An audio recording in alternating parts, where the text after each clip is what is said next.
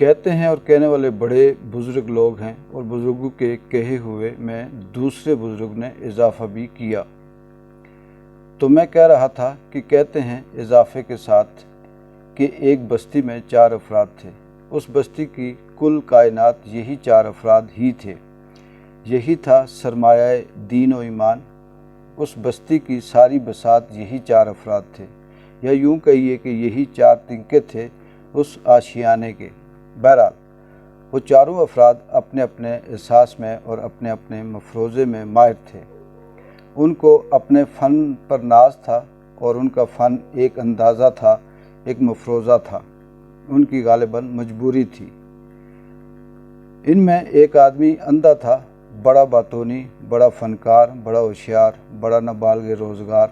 اس کے پاس سب کچھ تھا، گفتگو تھی، جواز تھے، بیانات تھے، کیا نہیں تھا اس کے پاس، لیکن مجبوری صرف یہ تھی کہ وہ اندھا تھا۔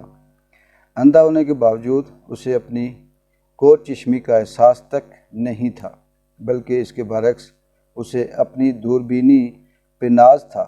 وہ ستاروں کی بات کرتا، ستارہ شناسی کا ذکر کرتا، دنیا میں ہونے والا ہر واقعہ گویا اس کے روبرو تھا، کیونکہ اس نے تو صرف جھوٹ ہی بولنا تھا، اور جھوٹ کے لیے کچھ بھی ناممکن نہیں۔ وہ اپنے تینوں ساتھیوں کو واقعات سناتا اور انہیں بتاتا کہ اس پر ہر چیز آشکار ہے۔ دوسرا آدمی ہمیشہ دوسرا ہی ہوتا ہے۔ اندھے کے مقابلے میں دوسرا آدمی بہرا تھا۔ اس بہرے ہی نے وہ شخص بڑے کمالات کا مالک سمجھا جاتا تھا۔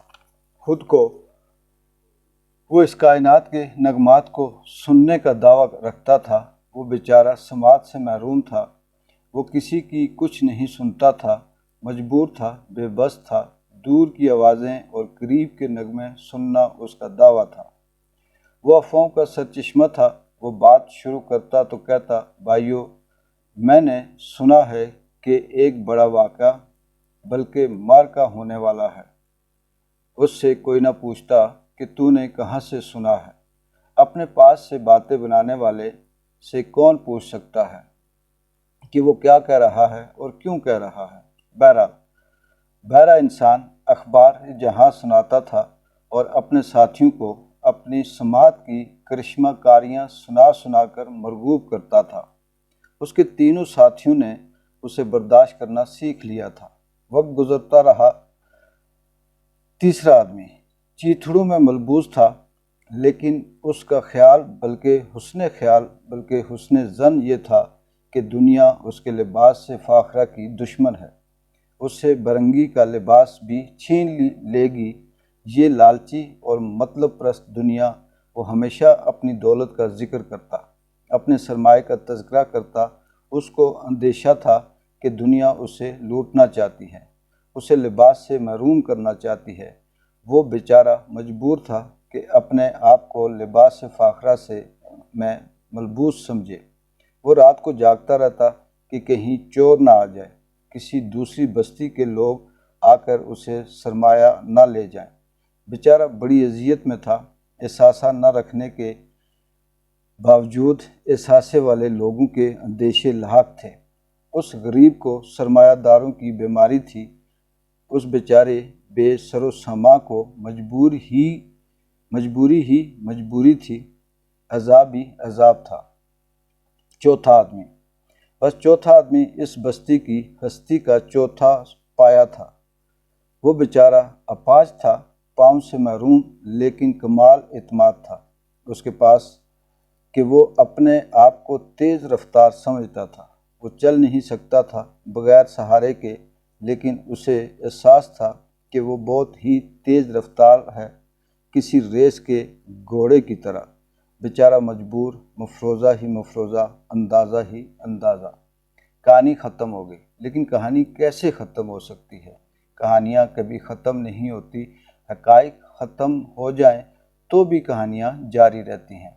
ایک دن وہ چاروں افراد آپس میں مل کر اپنی بستی کے بارے میں غور کر رہے تھے، اس کی ترقی کے منصوبے بنا رہے تھے۔ اچانک ڈرامہ شروع ہو گیا، بلکہ ڈراپ سین شروع ہو گیا۔ اندھا بولا، صاحبان میرے عزیز ہم وطنوں بلکہ غم وطنوں، میں دیکھ رہا ہوں کہ دشمن ہماری طرف قدم بڑھا رہا ہے، ہم خطرے میں ہیں، غنیمت آ رہا ہے۔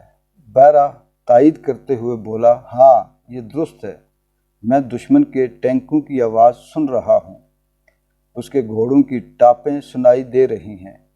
ننگے نے فوراً اعلان کر دیا، ہاں ہاں دشمن کیوں نہیں آئے گا، اسے میرے قیمتی لباس کی آرزو تھی، بڑی دیر سے دشمن موقع کی تلاش میں تھا۔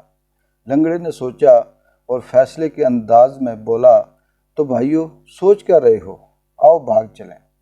کہانی یہاں ختم ہو جاتی تو اچھا تھا، لیکن جب سے علامتوں نے کہانیوں کو بامعنی بنایا، کہانیاں ختم نہیں ہوتی۔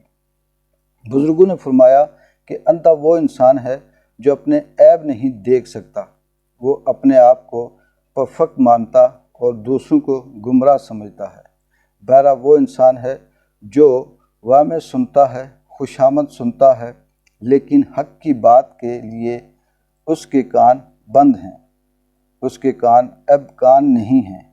ننگا ہر دنیا دار، غریب بیچارہ، خواہشات اور حاصل کے فرق پر پریشان رہنے والا، جس کا ہمیشہ یہی خیال ہے کہ لوگ اس کے حصے کا مال لوٹ کر لے جائیں گے، اور آخری آدمی بس مجبوری در مجبوری، حصار وقت کو توڑ کر نکلنے کی آرزو، لیکن حصار وقت میں پابند رہنے کی مجبوری۔